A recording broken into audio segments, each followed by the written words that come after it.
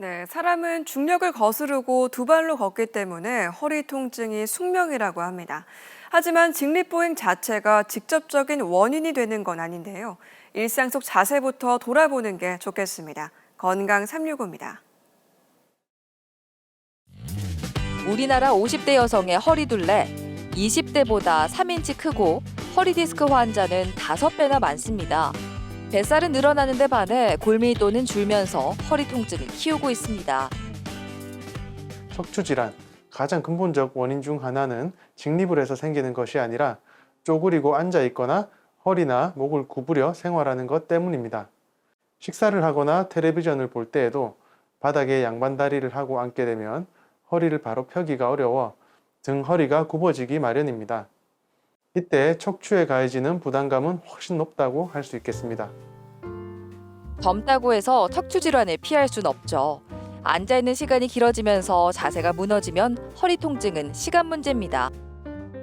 허리 디스크나 척추관 협착증은 지금까지 젊은이들에게서는 잘 나타나지 않는 대표적 노인성 질환으로 인식되어 왔으나 잘못된 자세나 허리 디스크를 과도하게 사용하다 보면 퇴행의 원인이 됩니다.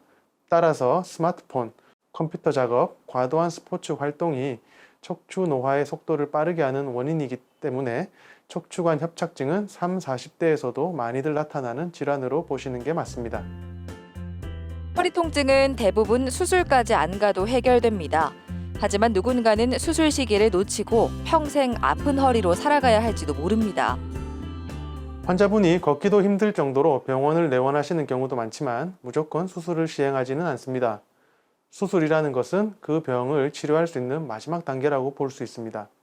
디스크로 인해 하지마비, 대소변 장애가 심한 경우 외엔 비수술적 요법이라고 간단하게 치료를 하는 경우가 많습니다. 허리 건강을 위해서 시작한 운동이 오히려 허리를 망칠 수도 있습니다. 정확한 진단 후에 각기 다른 처방이 필요합니다.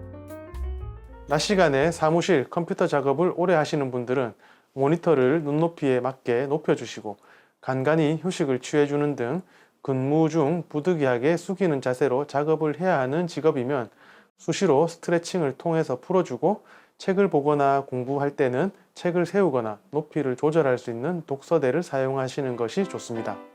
충분히 쉬고 꾸준히 걷는데도 통증이 심해진다면 척추 질환이 이미 많이 진행됐을 가능성이 큽니다. 전문의와 상의해서 최적의 치료법을 찾아보시죠. 건강365였습니다.